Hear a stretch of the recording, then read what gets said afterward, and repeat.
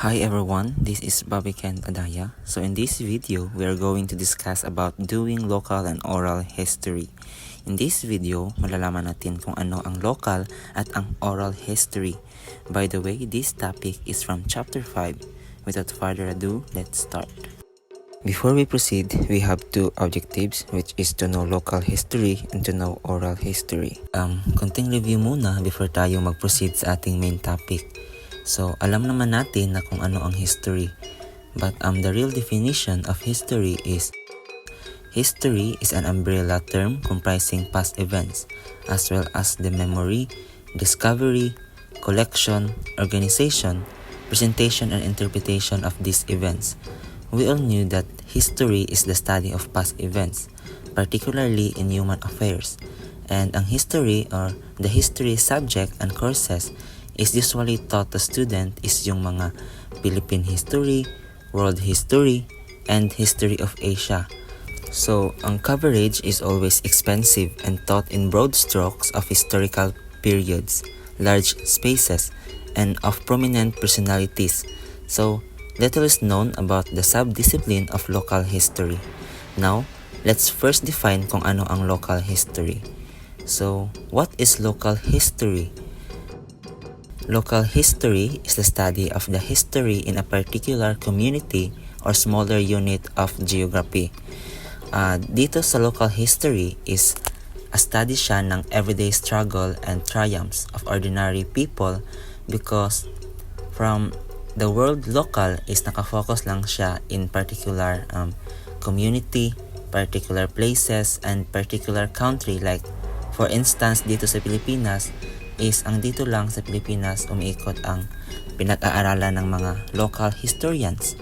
So, local history rin reflects the reality that our lives are shaped by particular places, and that our physical place in this world is a major determinant kung paano tayo nabubuhay or kung paano tayo namumuhay.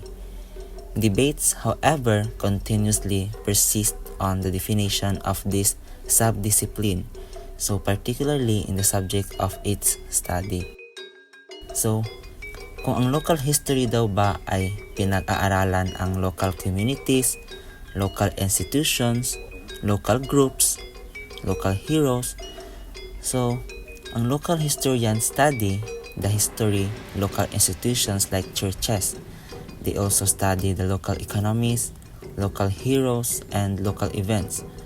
Local history thus is also a broad and dynamic field of inquiry that aims to have an in-depth understanding of a certain locale. So everyone take note that hindi ang local history ang nag-aaral sa local communities, local institutions, local groups, at ang local heroes. Dahil ang nag-aaral dito is ang mga writers or the local historians. I know you guys wondering kung ano ba ang local historians. So, ang local historians they are the writer of a local histories, an expert or a student of a local history.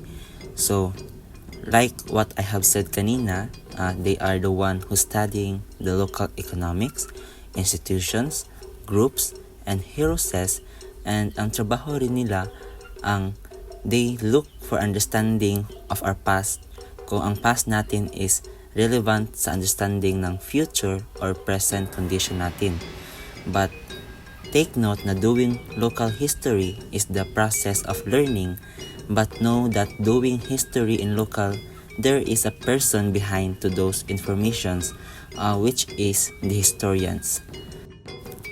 So, the most compelling question, however, is why study and do local history? In the first chapter, we discuss how history could serve as a repository of collective memory. Such memory is important in forging of national unity through identification with a common collective past.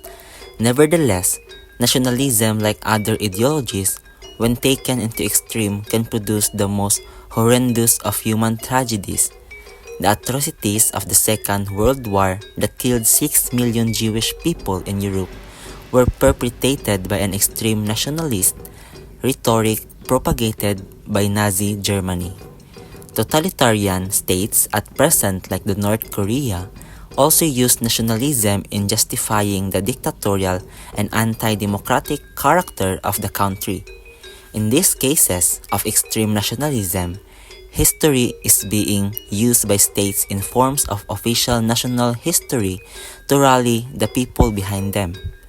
Also, local history can serve as balancer of these tendencies na nabanggit ko a while ago by showing kung ano yung pagkaiba-iba or iba't ibang katangian ng certain locales in a particular nation, region, or continent.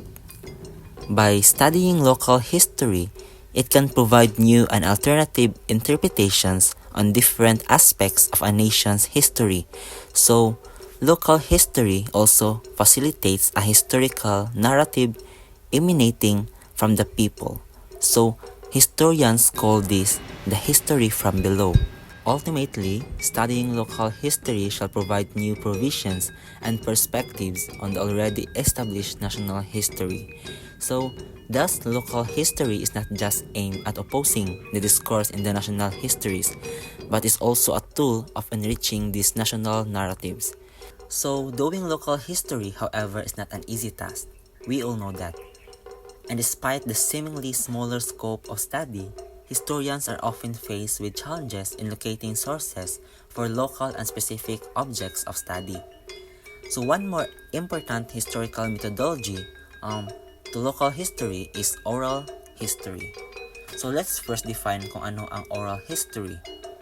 Oral history is important in the midst of scarcity in written sources, historical documents, and other material evidences. This method uses oral accounts of historical subjects, witnesses, members of the communities, and the like. Ang oral history enables people to share their stories in their own words, with their own voice, through their own understanding of what happened and why. Well, history also is a spoken history. It is the record of people, unique memories, and life stories. It is usual personal remain and reminiscent, and an alternative and complementary source to the document on which historians normally rely. Oral history is not only a way in which historian can discover more about the past, but it also a historical discipline in its own right. It can be used to research family history, the history of a particular community such as village or street, or can contribute detailed knowledge to widen them.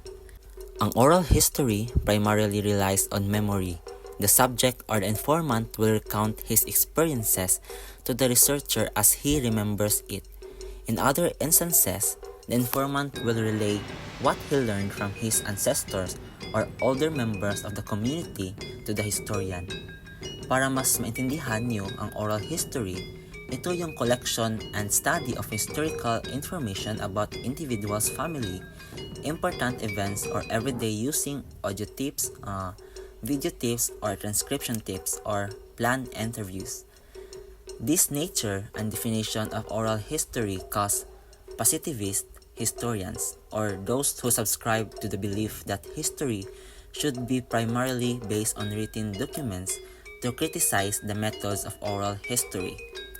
Memory is seen as something that is faulty and inaccurate. At best, positivist historians see oral accounts a mere supplement to the history written from written documents. However, one cannot discount the importance of oral history in writing the history of underprivileged sectors and communities like the urban poor or indigenous peoples. These groups are usually left out on records. They were undocumented because of their status. In these instances, It is the task of the historian to search for alternative methods that will capture the experience and collective past of these communities. Oral history plays this role. So before I will end this discussion, please take note that local and oral history are important endeavors in the development and enrichment in the discipline of history. These efforts fill the gaps in the discipline by highlighting alternative areas of study and methodology toward a more holistic, inclusive, and progressive study of our past. That would be all. Thank you. Again, this is 𝗙𝗓𝗓𝗓𝗓. Thank you for listening and have a nice day.